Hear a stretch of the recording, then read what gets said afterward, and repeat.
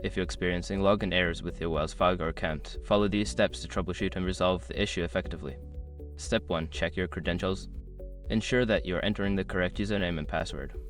Double check for any typos or accidental caps lock. Step 2. Reset your password.